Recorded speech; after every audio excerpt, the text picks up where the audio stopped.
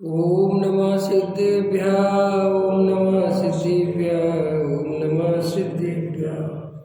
मंगलमय मंगले करन वीतराग विज्ञान नमो तारे जाते भई अरिहंतादिवान करे मंगल करे हो ग्रंथ करने के कार जाते मिले समाज सब पावे निज पदरा इस भव के सभी दुखान के कारण मिथ्या भाव तिनकी सत्ता नाश कर प्रगट मोक्ष उपाय। मोक्ष मार्ग प्रकाशक चौथा अधिकार मिथ्या दर्शन की प्रवृत्ति। मिथ्या दर्शन की प्रवृत्ति क्या है? मिथ्या दर्शन सबसे बड़ा पाप क्यों है? मिथ्या दर्शन कैसे होता है? उसमें जीव की क्या मान्यता होती है? कैसे परिणाम, कैसा अभिप्राय चलता है? इत्यादि इत्यादि बातें इस प्रकरण में चल रही हैं। पृष्ठ क्रमांक 81 सबसे नीचे जो पैराग्राफ है उस पर चर्चा करनी है।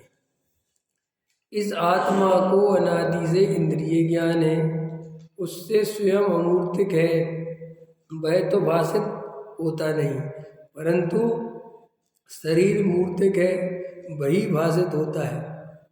और आत्मा किसी को आप रूप जानकर अहम बुद्धि धारण करे ही करे, सो जब स्वयं पृथक भाषित नहीं हुआ तब उनके समुदाय रूप पर्याय में ही अहम बुद्धि धारण करता है। ये कल अपन ने चर्चा ले ली थी, बहुत इम्पोर्टेंट बात है ये सब। तथा अपने को और शरीर को निमित्त नैमित्तिक संबंध बहुत है। पहला पॉइंट क्या था?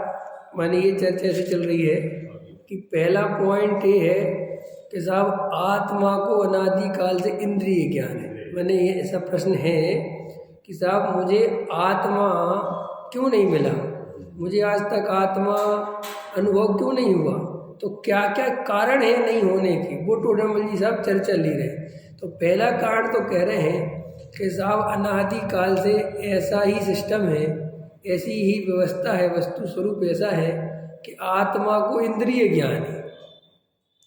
अब इंद्रिय ज्ञान की खराबी क्या है? तो वो कहते हैं अब इंद्रिय ज्ञान की खराबी ये है कि वो अपने को तो पहचानता नहीं, वो दूसरों को पहचानता है। ये आंखें अपने को नहीं देखती, दूसरे को देखती।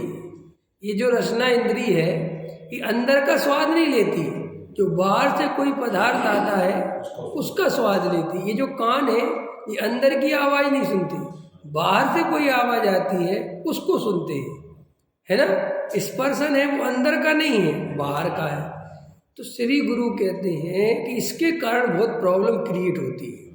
प्रॉब्लम ऐसी क्रिएट होती है कि अब वो जीव जो ज्ञान का माध्यम है वो पर की तरफ जाता है।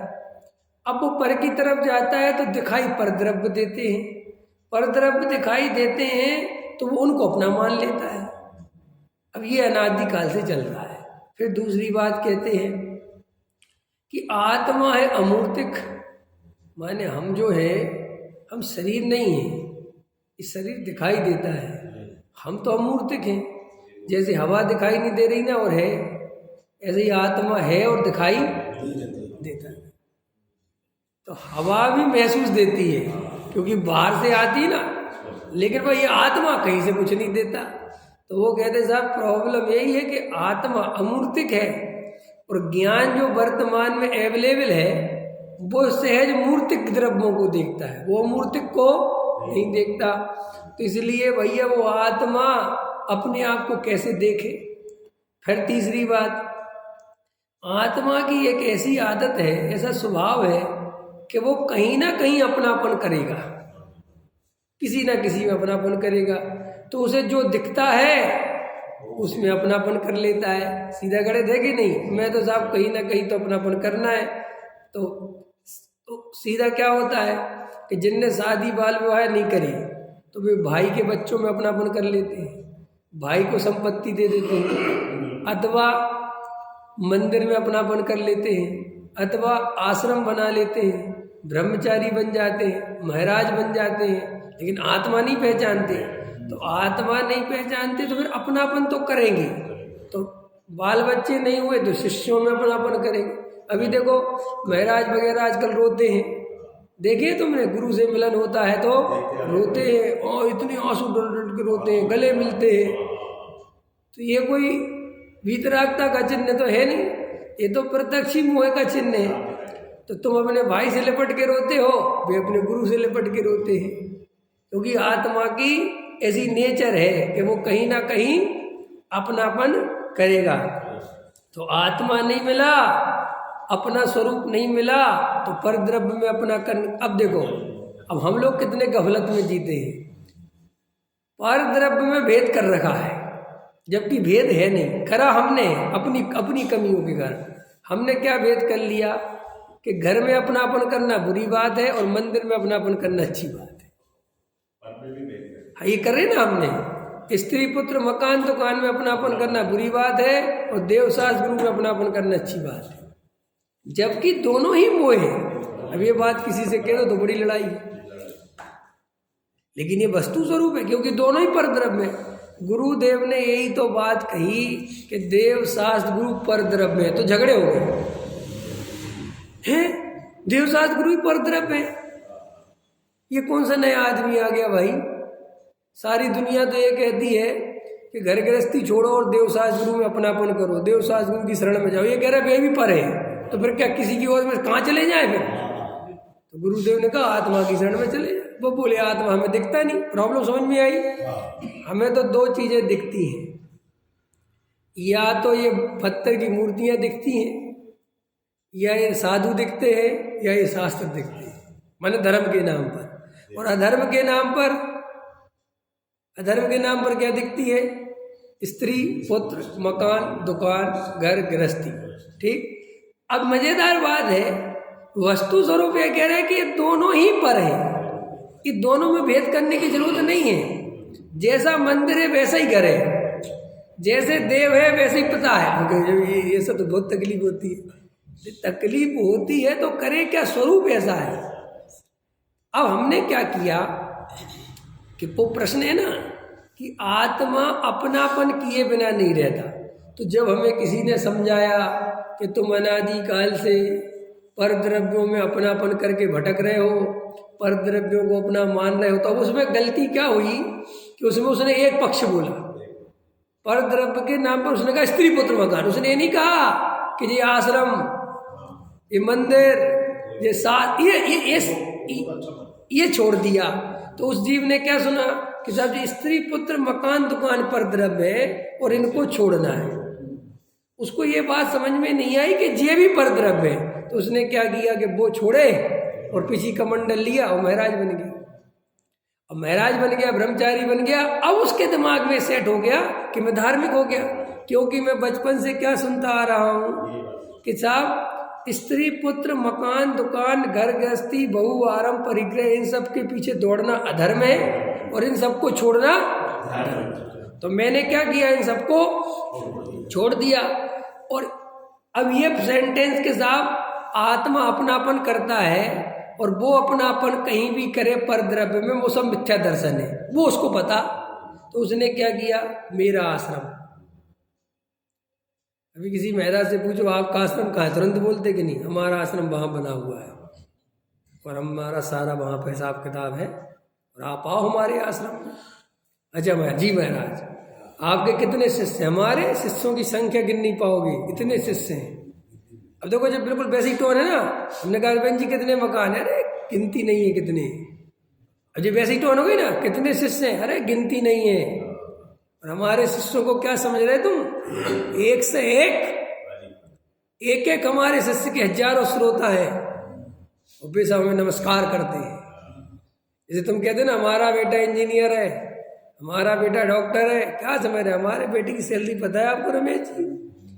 एक दिन के 1 लाख रुपए कमाता है। हाय भैया है, ऐसे ही वो अहंकार करता है कि जानते हो मेरे शिष्य के कितने शिष्य हैं? और बहुत 1000 शिष्य मेरे। देखो उस शिष्यों में हम अब ये भूल गया कि ये भी मिथ्या दर्शन है, और तुम भी नहीं मानोगे कि मिथ्या दर्शन है। मानोगे? तुम्हें लग, क्योंकि तुम्हें और हमें ये बात समझ ही में नहीं आती कि ये भी मिथ्या दर्शन है। क्यों नहीं आती? कि हमारा उपदेश अधूरा था। ये तो पूज्य गुरुदेव श्री ने पूरा करा है। ना भैया, ये पूज्य गुरुदेव नहीं होते तो ये बात ही नहीं चलती थी कि देवसास गुरु भी परद्रव्य है। और अभी भी कहाँ चलती है? अभी भी ये जो कांजी स्वामी को इनडायरेक्ट मानने वाले भक्त हैं, इनडायरेक्ट समझते हो? एक होते डायरेक्ट भक्त और एक होते इनडायरेक्ट। इनडायरेक्ट माने देखा देखी कांजी स्वामी से जुड़ गए, अंदर से गुरुदेव को समझा नहीं, बस जुड़ गए, मोक्षु बन गए। तो वे भी सभाओं में बैठते हैं तो उनके भी कानों में दर्द होता है जब ये कहते कि देव सास गुरु परद्रव्य है। तो वे ये कहते हैं कि साहब ये निश्चय की बात है, ये गुरुदेव की बात अलग है और इसको नहीं कहना चाहिए। उनको तकलीफ होती है।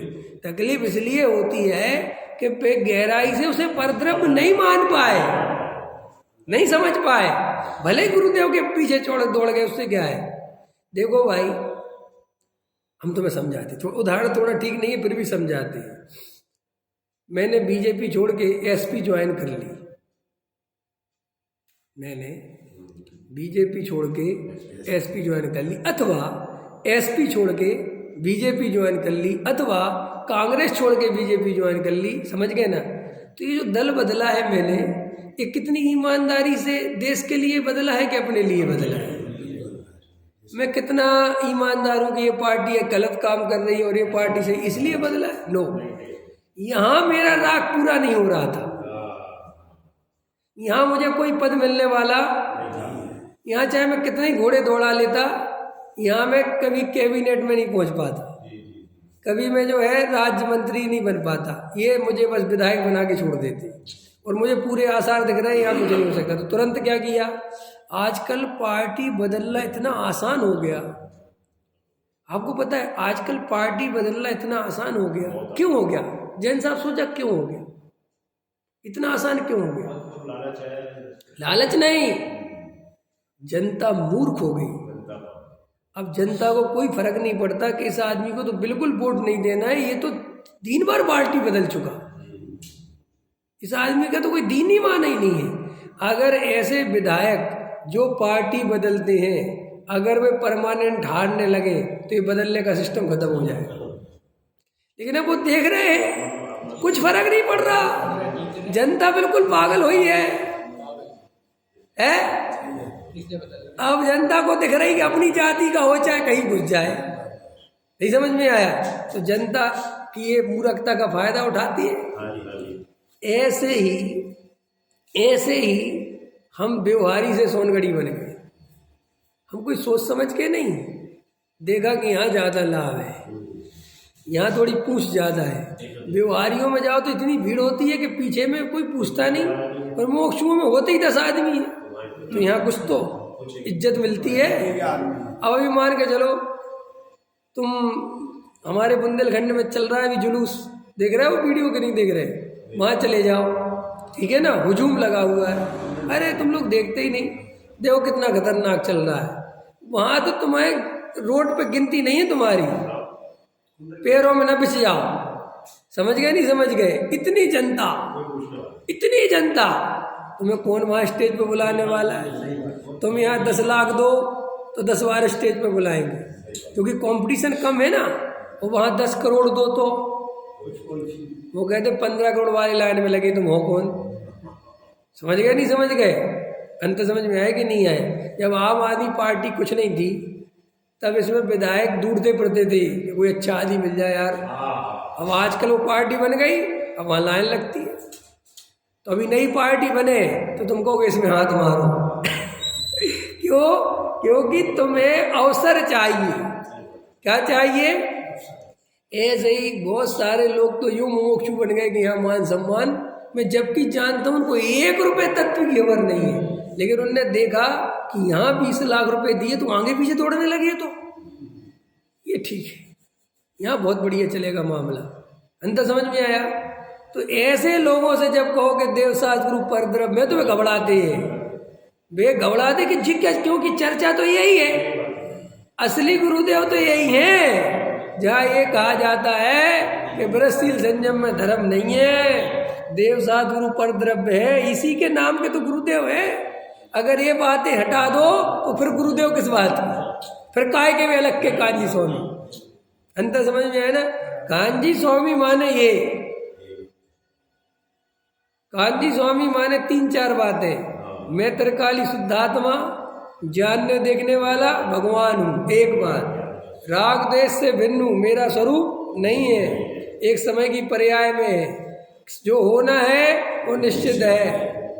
ख्याल में आया कि नहीं आया? देवशास्त्र गुरु परद्रव्य में जड़ की क्रिया से धर्म नहीं होता, ये मूल सिद्धांत है। और यही तुम गायब कर दो और फोटो लगा के घूमते रहो, उससे कुछ नहीं होता। तो देखो क्या कहते हैं, कितनी बढ़िया बात कह रहे हैं टोडरमल जी साहब।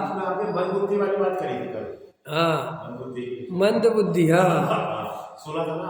हाँ, तो उसका मतलब यही है कि भाई ये मंद बुद्धि माने यही आम पब्लिक जो पहचान ही नहीं पाती, जिसको पहचान ही नहीं है, चाहे जिसके पीछे दौड़ते रहो, चाहे जिसकी जय जयकार करे, तुम अपना अस्तित्व पहचानोगे कि नहीं पहचानोगे? कुछ तुम्हारी खुद की वैल्यू होनी चाहिए कि नहीं? जो मिल गए उसी के पैर पड़ लिए, नेता मिल गए तो उसके पड़ गए, महाराज मिल गए तो उसके पड़ गए। हाँ, ये समझ नहीं है, ये मंद बुद्धि का लक्षण है। चाहे जिसको सुन रहे हैं, चाहे जिसकी सुन रहे हैं, चाहे जो सुन रहे हैं, अरे भैया कुछ तो दिमाग लगाओ कि मुझे क्या सुनना है। क्या जीवन ऐसे ही बिता दोगे क्या, मुरादी बादा लोटा बन के है, बिन पेंदी के लोटा, चाहे जहां लुढ़कते रहते हो? अपने सिद्धांत होना चाहिए, चाहे वो गलत ही क्यों ना हो, अपना स्टैंड हो, चाहे वो गलत ही क्यों ना हो, लेकिन कुछ तो होना चाहिए। एक कहानी सुनाऊं, कहानी सुना, एक कहानी याद आ गई। एक आदमी था, वो छोटी जाति का था, लेकिन वो बहुत अच्छा लेखक था, बहुत अच्छा लिखता था, पढ़ा लिखा था, बहुत अच्छा लेखक था। और उसने एक पुस्तक लिखी, और पुस्तक लिखी, अभी उसका नाम भूल रहा हूँ मैं, नाम भी है, सब बात है, मैंने ऐसे काल्पनिक नहीं है, बिल्कुल सच्ची घटना है। तो उसने एक पुस्तक लिखी, पुराने समय की बात है। तो उसने वो पुस्तक लिखी, और उस समय उस गांव में जो सबसे बड़ा विद्वान एक ब्राह्मण था, बहुत बड़ा विद्वान, बहुत जानकार। तो उसके मन में ऐसा भाव आया, ये ब्राह्मण विद्वान जो भी है, ये मेरी पुस्तक पढ़ ले तो मेरा को बहुत आनंद मिलेगा, सुख मिलेगा कि मेरी कृति को इनने देख लिया। तो उसकी पत्नी से उसने कहा कि ये कृति उन विद्वान के घर दे आओ, और वहाँ पर जो कुछ भी हो तुम्हें कोई एक्शन कुछ नहीं देना है, तुम्हें चुपचाप वो देख के आ जाना है और वापस आ जाना।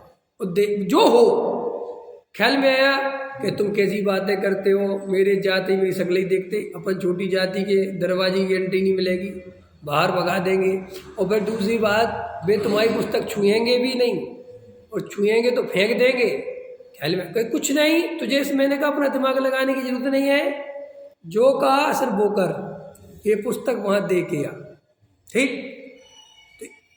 ये भी विद्वान तो था ही, लेकिन छोटी जाति का था, लोग ऐसे ही मानते थे, लेकिन छोटी जाति। उसकी पत्नी ने कहा ठीक है, वो गया, उसकी पत्नी गई, तो उसने घंटी बजाई, जो भी हो समय, बाहर आंगन दरवाजे पे खड़ा है उसकी पत्नी। तो उसकी पत्नी, उस विद्वान की पत्नी ने कहा ये पुस्तक मेरे पति ने लिखी है, और वो चाहते हैं आपके लिए सबसे पहले पहली कृति आपको भेंट दे, और आप उसका अवलोकन करें और बताएं। तो ब्राह्मण ने, जो विद्वान था, गुस्से में, किसकी पत्नी है? बोले फलाने की। एकदम आया तिल मिलाती हुई, और ऐसी पुस्तक जो होना था ऐसी करके ऐसी फेंक दी। समझ गए आप? और फेंक दी और अंदर चला गया। लेकिन उसकी पत्नी ने वो पुस्तक उठा ली। ख्याल में है ना? होगा सॉरी मैं उनकी तरफ से माफ़ी चाहती हूँ। और एक वहाँ उनका समझ लो एक और आदमी खड़ा था, वो भी कहने लगा अरे थोड़े गुस्सा आ गया उनको, आप कोई बात नहीं, हम पढ़ाएंगे पुस्तक, उनको बताएंगे, आप जाओ। पत्नी ने चुपचाप सुना, आ गया। तो उसकी पत्नी आती साथ बोला, इतना घमंडी आदमी मैंने कभी नहीं देखा। ख्याल में आया ना? इतना घमंडी। अरे भाई नई पुस्तक पढ़नी थी, ख्याल में आया ना? तो शांति से ले तो लेता, रख तो लेता। मुझे तो उसकी पत्नी बहुत अच्छी लगी और जो उनका छोटा भाई है वो भी बहुत अच्छा लगा। ख्याल में आया कि नहीं आया? बोले वो कह रहे थे कि कोई बात नहीं, है ना? और वो पत्नी अपने पति से क्या कह रही थी कि आपको समझ में नहीं आती, अरे आपको नहीं पढ़नी थी तो आपको हाथ मारने की जरूरत क्या थी? अपनी इतनी सारी पुस्तकें रखी, पुस्तकों में रखी रहती। ख्याल में है ना? अब मैं तुमसे प्रश्न करता हूं, इनमें से जो तीन है, वो पत्नी, उसका भाई और विद्वान, तीनों में से कौन पढ़ेगा उस पुस्तक? अब देखो उस पति ने क्या कहा, जो विद्वान था ना, उसने, उस पत्नी तो गाली दे रही थी, उसने कहा चुप हो जा, तुझे नहीं पता। उसने इतनी जम से विरोध किया है, इसका मतलब वो मेरे बारे में सोचता है। और मैं तुझे देता हूं गारंटी, वो रात को पढ़ेगा। तो उसका विरोध बताता है। लेकिन जो ये समझौतावादी लोग हैं, हाँ जी हाँ जी हाँ जी हाँ जी हाँ जी, ये कुछ नहीं करेंगे। जो आदमी दो टूक जवाब देता है हाँ या ना, वो आदमी काम का है। जो आदमी हाँ जी हाँ जी हाँ जी समझ लेने कुछ नहीं करेगा, कुछ काम नहीं आएगा। क्योंकि ये जो ऊपर ऊपर जो मीठी चाशनी लगा के बोल रहा है, ये अंदर से कुछ नहीं करने वाला। और मैंने आपसे कहा मुकेश जी कि मुझे मैं नहीं कर पाऊंगा आपका काम, बात खत्म हो। ये आदमी कभी काम आ भी सकता है, क्योंकि इसके ना कहने में निर्णय है, स्पष्टता है। और जो ऐसा आदमी, ऐसे ही क्या हो रहा है कि तुम किसी के विरोधी बनो तो बनो, लेकिन ये नहीं कि विरोध किसी का करेंगे नहीं और अंदर किसी की मानेंगे नहीं। सबकी हाँ, सबके प्यारे बने रहेंगे, सब गुरुओं के प्यारे बने रहेंगे, एक भी गुरु को नहीं मानेंगे। मैं ऐसे चेलों को भी जानता हूं जो सब गुरुओं के प्यारे, और उनसे अकेले में पूछो कि तुम इनमें से कौन से गुरु को, तो पता कि सब भ्रष्टाचारी है लोग। मैं कितने छोटे दल के नेताओं से कभी कभार बात हुई, ये कार्यकर्ता बने फिरते हैं, इनसे बात करो कि अरे तुम तो भलानी पार्टी में, अरे आप क्या जानते, सब बेईमान, सब ऐसी सी बातें बताएंगे। अपन कहेंगे तुम्हें नहीं पार्टी के पीछे दौड़ना पड़ता है, अपन को काम निकालना पड़ता। अब बताओ वो आदमी कितना खतरनाक है। ये राजनीति में जितने लोग दिखते हैं सब ऐसे ही हैं, वे एक दूसरे को कहीं से कुछ नहीं, वे पैर भी छूते हैं ना,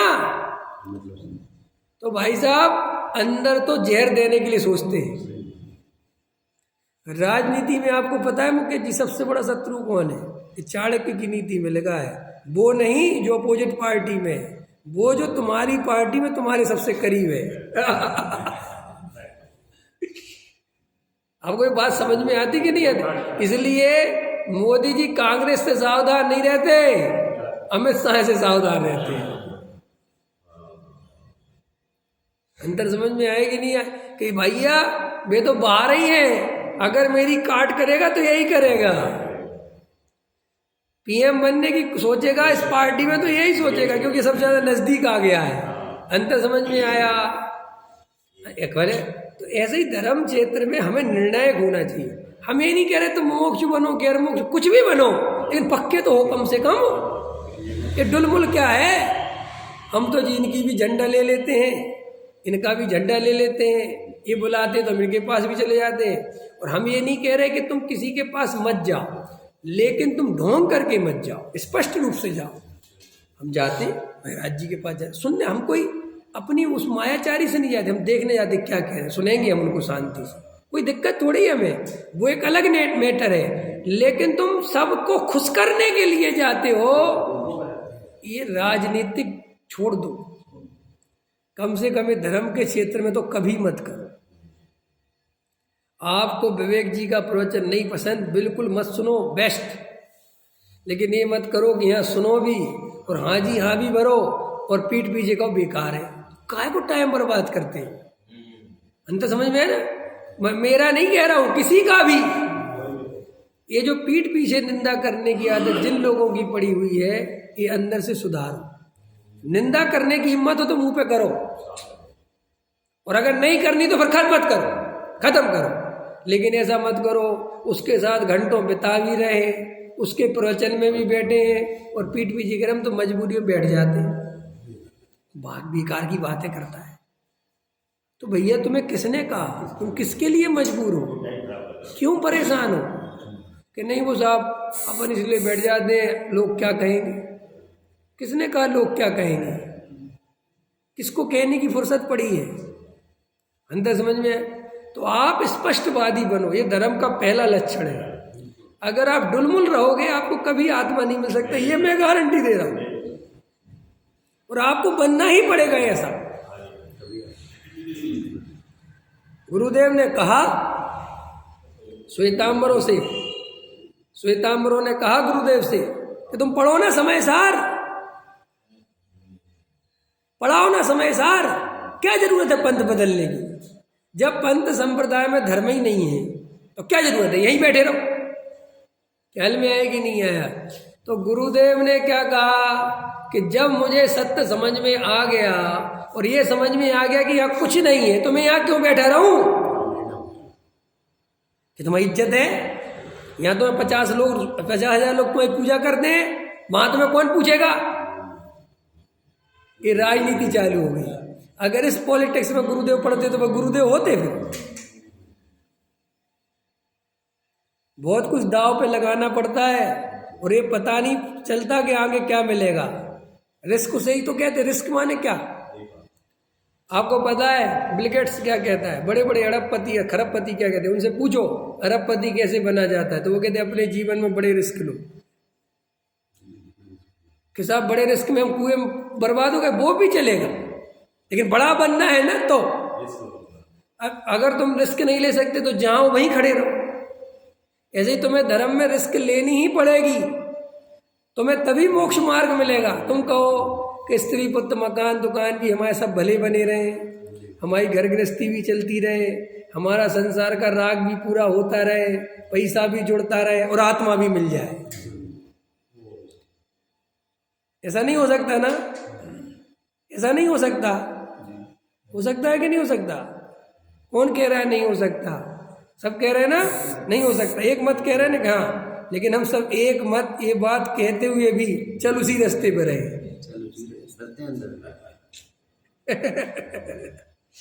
हम तुमसे पूछते हैं, बताओ आत्मा पे क्या दाव पे लगाने को तैयार?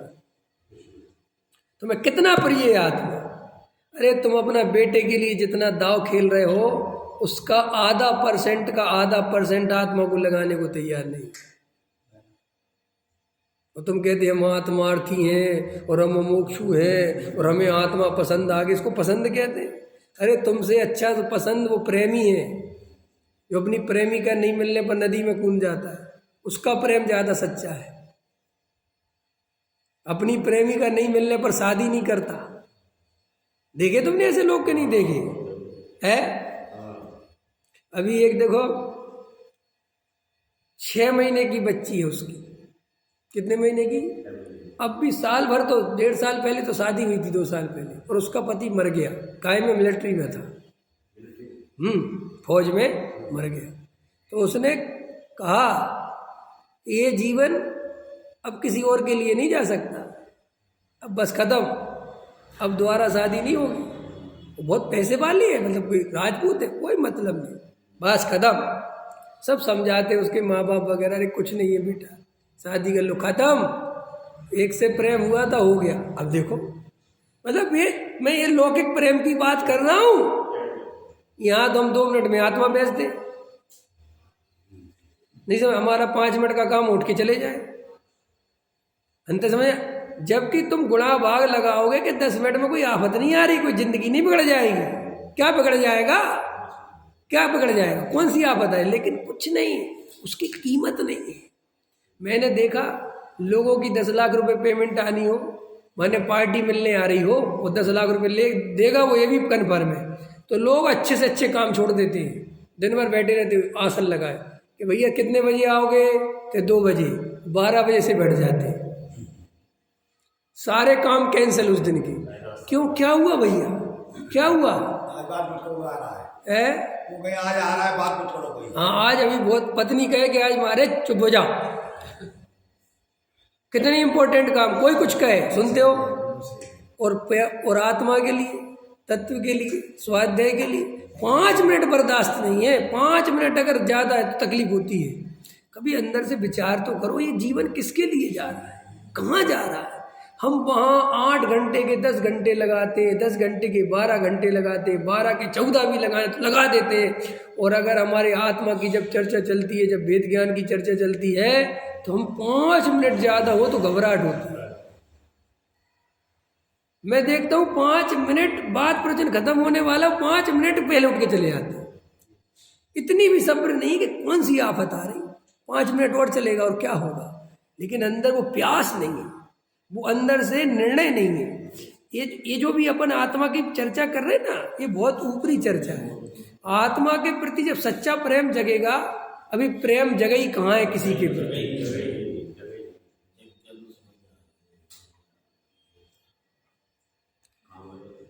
आपको पता है, बनिया आदमी तो लौकिक प्रेम भी नहीं कर सकता। आपको पता है कि नहीं पता? बनिया, अपन बनिया है, सब पता है कि नहीं? अपन लौकिक प्रेम नहीं कर सकते, पारलौकिक प्रेम तो बहुत दूर की बात है। हम सिर्फ पैसा से प्रेम करते हैं। ये कहावत किसी और देख के नहीं बनी, हमें को देख के बनी। बाप बड़ा ना भैया, सबसे बड़ा दूर। और ये बात परम सत्य है, इसमें कोई दो राय नहीं। हम ईमानदारी से पत्नी से ही प्रेम नहीं कर सकते।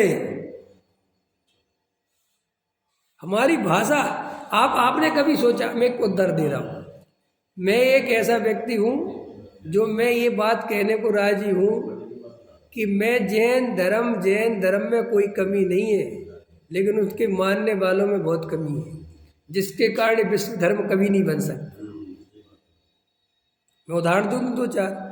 आपने देखा दुनिया में इतने धर्म संप्रदाय चल रहे हैं, लेकिन सबसे ज़्यादा बोलियां और मान कसाई का काम किस संप्रदाय में होता है?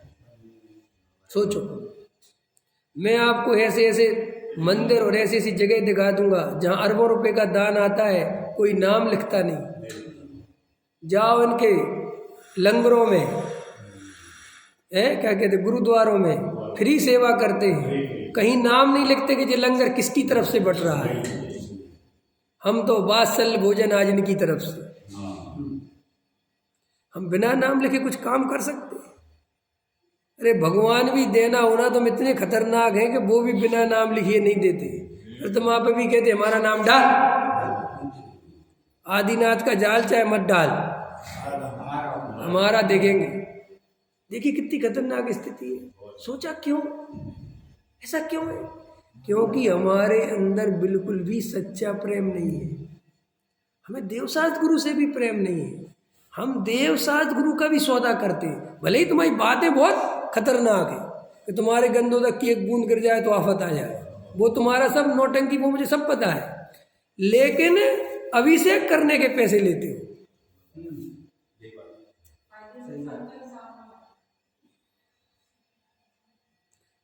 धर्म की, आत्मा की बात करते हो, तुम्हारी बातें सुनते हो। शिविर लगाया था, 2 लाख का घाटा लग गया, पूरा करो। और फायदा होता तो कोई नहीं कहता जी ले जाओ। आपको पता है कुछ मुकेश जी, ये सच्चाई बता रहा हूँ, भाई मेरा गला पकड़ लेंगे कि इसको जैन धर्म से अलग कर दो। मैं क्या करूँ, लेकिन कर दो तो कर दो, मैं भी पार्टी बदल लूँगा। है मैं पूरे जैनियों को छोड़ दूंगा, या तो महराजों के पीछे कर रहे। मैं नहीं बनाऊंगा। ख्याल में आया ना? नहीं में संगे चल रही है। हाँ बिल्कुल सही। एक पंथ संप्रदाय मेरे नाम से भी निकलेगा। मतलब मेरा कहने का मतलब ये है कि जब आप गहराई में जाओगे तब आपको पता चलेगा कि हम कितने खोखली बातें करते हैं, हमारी कितनी खोखली, छुआछूत की बीमारी लगी, महाराज को हार देना, महाराज ऐसे नौटंकी करते रहते, और उसी महाराज को हार देने के 10 लाख की बोली लगी है। शर्म नहीं आती? हर काम पैसे से करते हो, कोई काम बिना पैसे का भी करते हो कि नहीं करते?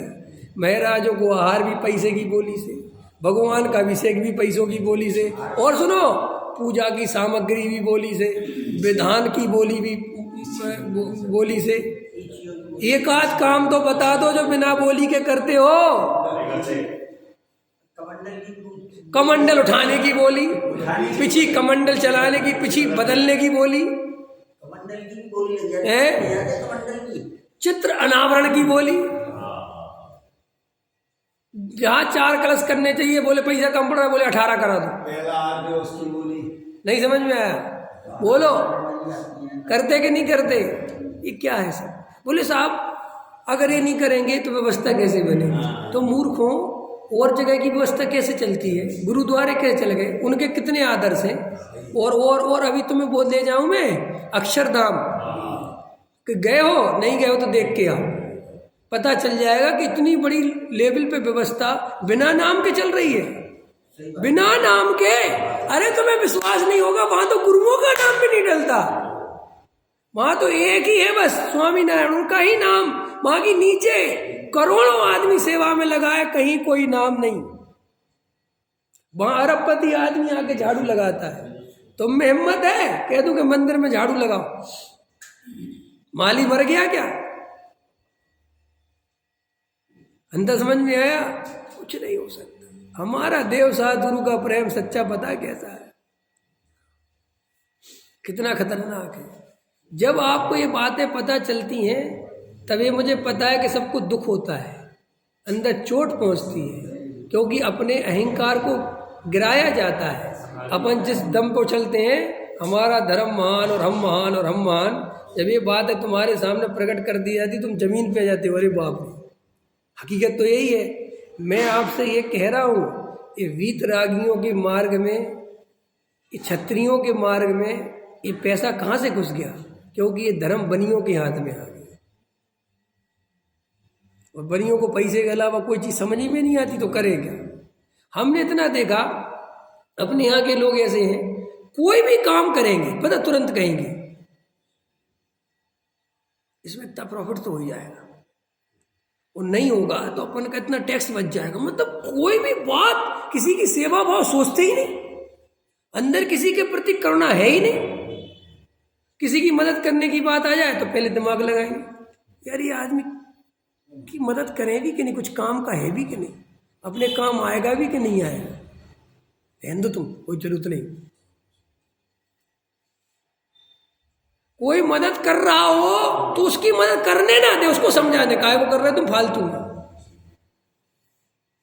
तो मुझे मूर्ख बना रहा। नहीं समझ में आया है? भिखारियों को पैसा देंगे नहीं और रोटी खिलाएंगे नहीं, कहेंगे पैसा नहीं देना चाहिए तो कुछ और रख के ले जाते हो भिखारियों को, कुछ तो दो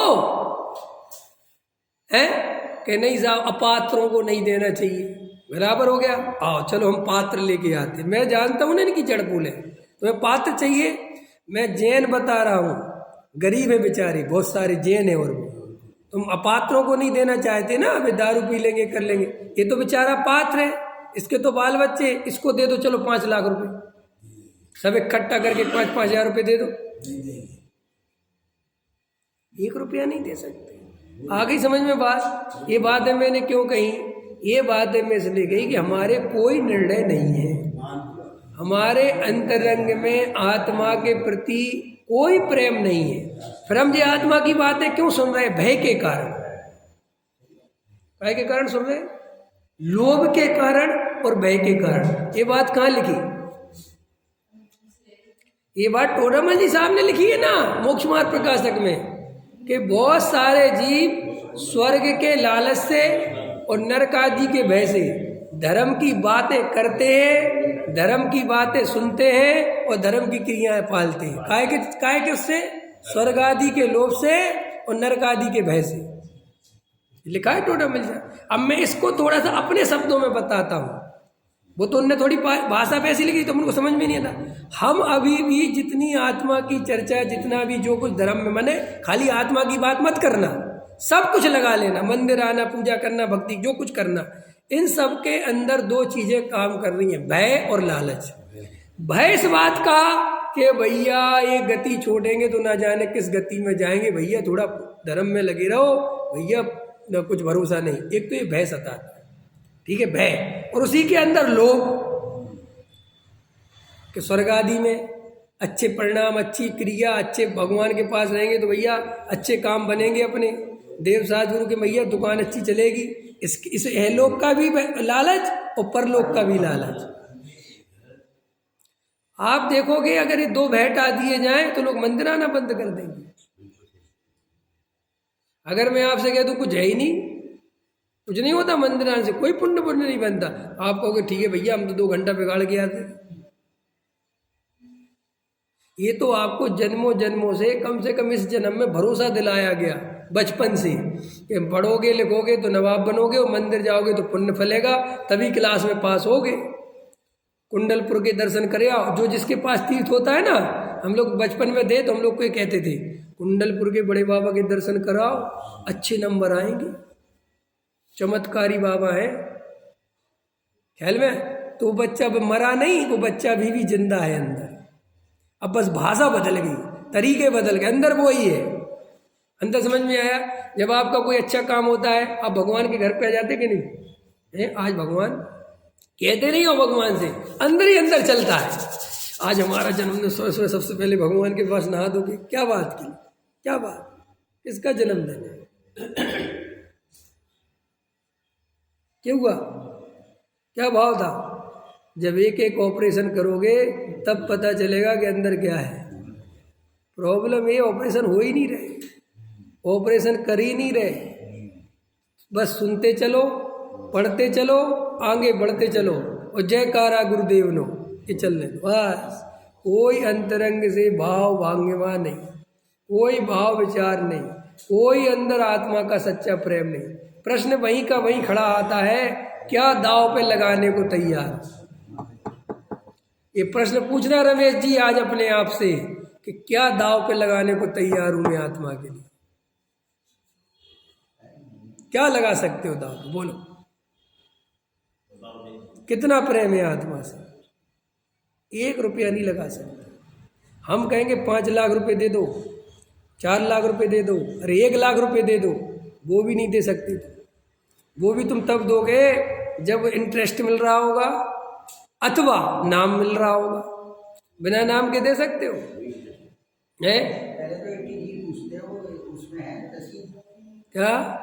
लाख रुपया देने से पहले हाँ ATG की रसीद पूछते हैं, वो है। अच्छा, मुझे नहीं पता काय की रसीद, ख्याल में है ना? टैक्स में छूट हाँ, अच्छा वो टैक्स में छूट मिलती है, बराबर। अब मतलब कुल मिला के वो देना भी बचाना ही है, ख्याल में है ना? तो इसको बहुत गहराई से अपन को समझना है कि देखो ये डुलमुल मत रहो, ये बेकार की जिंदगी मत जियो, ये बोझा है। पाप करना है तो ढंग से करो, पुण्य करना है तो ढंग से करो, और आत्मा का अनुभव करना है तो ढंग से करो। ये चीज तो गलत है नहीं, बात करो तो ढंग से करो। अरे अब डरो मत, ये डर ही तो घबराता है आपको। क्या करो तो एक काम पूरा ही करो,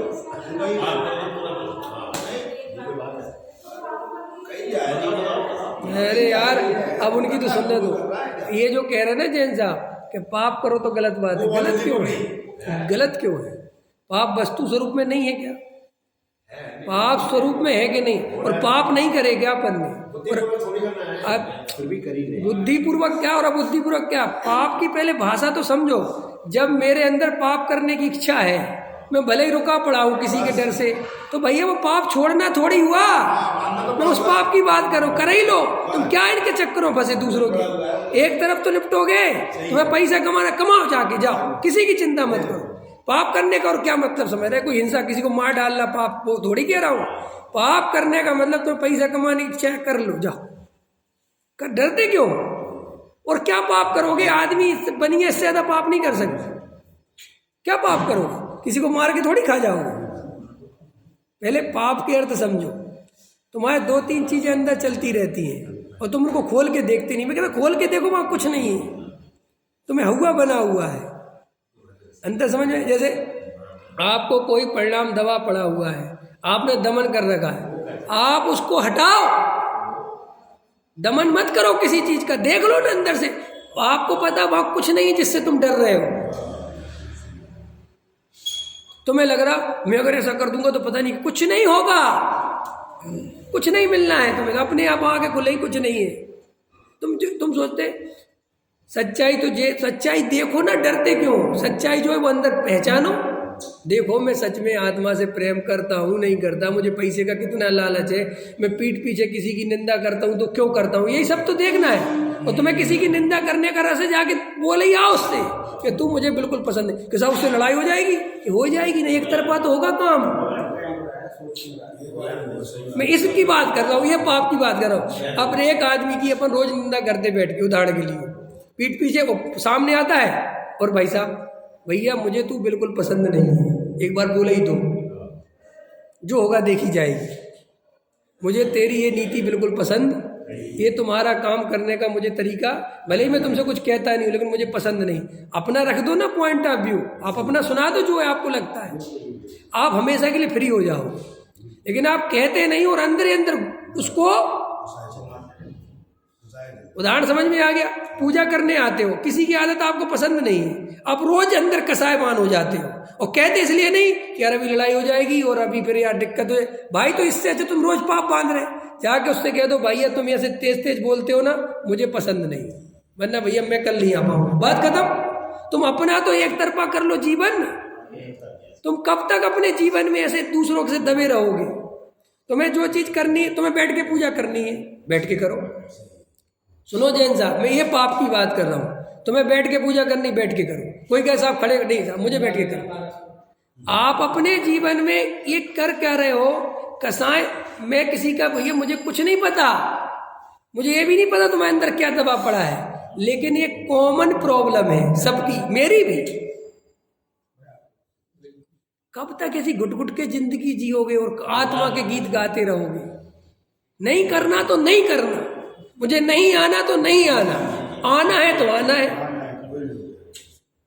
अंदर। मुझे उपवास करना है तो करना है, उपवास नहीं करना तो नहीं करना। मुझे स्वाध्याय सुनना है तो सुन, चाहे 50 आदमी कहे कि नहीं सुना करो, नहीं सुनूंगा मैं। और तुम क्यों कह रहे, कौन होते हो कहने वाले? बोलो कम से कम, ऐसे मत कहो नहीं नहीं सुनना तो मैं भी नहीं चाहता लेकिन मजबूरी में बैठ जाता हूँ, अब क्या करूँ आप समझा करो। क्यों ये झूठ फरेब बोल रहे हैं? क्यों बोल रहे हैं? अंदर से बोलो कि मुझे पसंद आता है इसलिए बैठता हूँ, मुझे कोई डर लगता है कि तुम्हारा, मतलब मैं इतना भी स्वतंत्र नहीं हूँ अपनी जिंदगी में। मुझे पहले जैन साहब मेरे पीछे कुछ लोग पड़े रहते थे, प्रवचन में आओ जी, प्रवचन में आओ, मैं परेशान हो गया, समझ गए ना, उनके प्रवचन में आओ फलाने पूछा, मैं कह यार ये रोज रोज का नाटक है। मैंने एक दिन कह ही दिया कि मुझे बिल्कुल पसंद नहीं है उनके प्रवचन, मेरे कोई मतलब के नहीं है। उस दिन के बाद हमेशा के लिए तमाशा खत्म। अंदर समझ में आया कि नहीं आया? झंझट खत्म हो गई कि नहीं हो गई? मैं फ्री हो गया कि नहीं हो गया? अब मैं सर पे एक तलवार रख के घूम रहा हूँ कि अब यार है भैया मुझे पहुंचना पड़ेगा। क्यों पहुंचना पड़ेगा? मैं धर्म अपने लिए करता हूँ क्या दूसरों की पराधीनता के लिए करता हूँ? और रही समाज की बात, मैंने समाज की तुम्हें वैल्यू बता दी थी, याद है? ऊपर चले प्रवचन बता दी थी कि तुम 10 करोड़ दो, सबसे पीछे होगे तो सबसे आगे कर दिए जाओगे। समाज वो है, 10 करोड़ दो, तुम्हारी कितने ही तुम्हारे ऊपर केस चल रहे होंगे, आपराधिक मामले चल रहे होंगे, विधायक की टिकट दे दी जाएगी। अभी 100 अपराधियों को टिकट मिल गई यूपी के चुनाव में, 100 इस तरफ से मिल गई, 50 उस तरफ से मिल गई, 50 सोचो बात क्या हो रहा है। और सुनो, तुम और हम तो कितने से समाज में रहते हैं, उनको तो करोड़ों मतदाताओं का सामना करना है, तो भी वे डरते नहीं, कहते हाँ तू तो देख लेंगे। एक ही बात बोलेंगे कि इन पे केस चल रहे हैं, अभी साबित नहीं हुए। ये तो हमारे यहाँ की पॉलिटिक्स है। और तो अपने जीवन में आप निर्णायक बनो, हर चीज के निर्णय लो, डरो मत। तो आपको आत्मा मिल सकता है। लेकिन ये डुलमुल बिन पैंदी के लोटा, हाँ जी ना जी ना जी, कुछ नहीं मिलेगा, कुछ मिलेगा ही नहीं। अब ये बात समझ सको तो समझो। देखो यहाँ टोडामल जी साहब अपने से इंद्रिय ज्ञान की बात कर रहे हैं, फिर दूसरी बात निमित्त नैमित्तिक की बात कर रहे हैं। वो निमित्त नैमित्तिक की संबंध कल खोलूंगा, अभी आज इतनी बात पूरी हो गई। अभी आप कुछ कह रही थी, बोलो, समय तो बहुत हो गया। हाँ अरे भैया, पैसा सबसे ज़्यादा प्यारा है ना, इसलिए पैसा बोलता हूँ। ये जो अभी मैंने इतने भाषण दिया बाद में, ये भी दाव पे लगाना है। मैंने बोल दिया मुझे आप पसंद नहीं हो, ये दाव पे लगाना है। ये मैं नहीं सुन सकता आपका प्रवचन, ये दाव पे लगाना है। ये ख्याल में है ना, क्योंकि इससे तुम निर्णायक बनते हो, तुम्हारे अंदर कुछ निर्णय बनते हैं, मजबूती आती है। माने दाव पे लगाना पैसा अकेला नहीं होता, पैसा तो सबसे ज़्यादा प्रिय है, इसलिए पैसे को हाईलाइट करते हैं, क्योंकि हर बात पैसे से समझते हो। लेकिन दाव पे लगाना मत। अरे पैसे को दाव पे कौन लगाने की बात कर रहा? एग्जाम्पल नहीं समझ रहे, वो उदाहरण दिया कि अगर हम इतना भी कर सके और आत्मा मिलता हो तो हम देने को तैयार हैं। अंतर समझ में आया? देना नहीं है, लेकिन अंदर प्रश्न करा करो कि अगर हमें सब छोड़ना पड़े और आत्मा मिलता हो तो छोड़ेंगे कि नहीं छोड़ेंगे। प्रश्न ये है। अभी हमें सब कुछ चाहिए, घर गृहस्थी भी सदाबहार अच्छी बनी रहे, और आत्मा भी बहुत लास्ट में है और है नहीं, भय के कारण खड़ा हुआ है। अंतर समझ में आया? अगर वो भय निकाल दिया जाए, अगर तुम्हें बचपन से ये बात सिखाई गई होती, तुमने ऐसे देश में जन्म लिया होता, कौन से देश में, कि ना भगवान है, ना स्वर्ग है, ना नरक है, जो कुछ है यही है, इसके बाद कुछ नहीं है। तुम्हारा 5 भूतों से मिलके शरीर बना है।